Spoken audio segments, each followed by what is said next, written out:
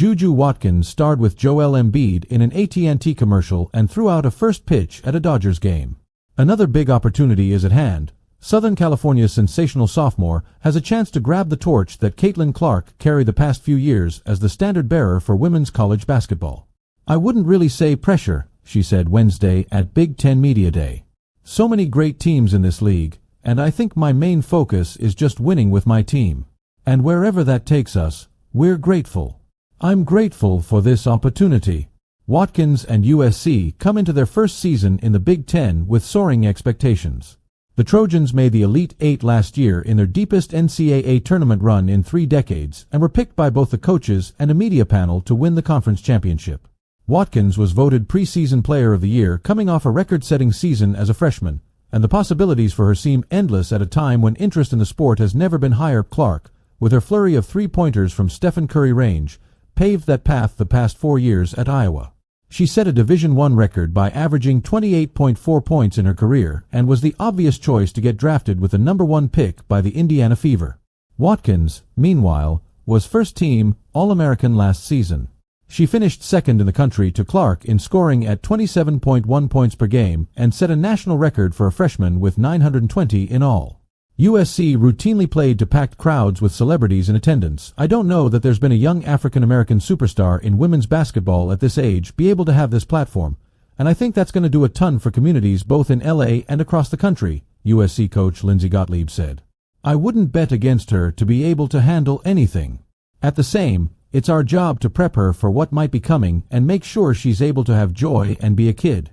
She said Watkins showed last year she was ready to take women's basketball by storm. "That's what she did off the top, with a grace and an authenticity that is very unique," Gottlieb said. "Obviously, she's a very different human being, a very different player than Caitlin Clark. But I think similarly, there's this thing of the expectations just keep getting bigger and bigger, and they keep delivering." Gottlieb said USC administrators reached out to Iowa with questions about security and how the school kept Clark safe. She also contacted Clark and plans to call former coach Lisa Blutter, who retired in May, for advice on how to handle such a high-profile player, get her take on what she would do differently, what she did, what she had to learn and adjust to, just even relative to like autographs, on the road and timing, when you meet with your team, all those things, Gottlieb said. "Why not help each other and be a resource, and we're going to learn as much as we can from them." Iowa coach Jan Jensen, a longtime assistant under Blutter, had some advice, "And your house, you try to protect," she said. "The world is going to be rolling pretty fast, and everybody's going to be talking and wanting Juju to continue to produce. I guess I would say that the big world out there can stay big, but in your world, keep it pretty small and tight." Watkins and USC are in a whole new world. So is the Big Ten with the arrival of the Trojans, UCLA, Oregon, and Washington from the Pac-12. But with Clark now fever to a playoff berth after the team was 13-27 a year before, and she earned Rookie of the Year honors following a fantastic season in which she posted a 19.2/5.7/8.4 per game stat line. The Fever were never expected to contend for a title and got farther than many hoped, especially considering how poorly they started the season. While Clark and the Fever got their bearings early in the season, their NBA counterparts, the Indiana Pacers, were on a stunning run of their own.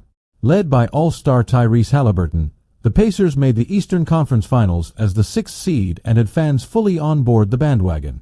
The Fever couldn't quite recreate that postseason magic, but it's easy to be hopeful if you're a dual Pacers-Fever fan given the teams are led by Clark and Halliburton. What makes it all even better is the mutual respect Clark and Halliburton have for each other. In fact, they've become great friends, as Halliburton recently revealed in a press conference ahead of the 2024-25 NBA season. Halliburton had recently mentioned that he's in a group chat with Clark, her boyfriend Connor McCaffrey, and Halliburton's girlfriend Jade Jones. Given that the Fever and Pacers play in the same arena, it's no surprise the two players have developed a friendship. Indiana fans shouldn't take having two outstanding point guards on their teams for granted. It's a luxury not many NBA or WNBA teams have, and the city will have elite guard play for years.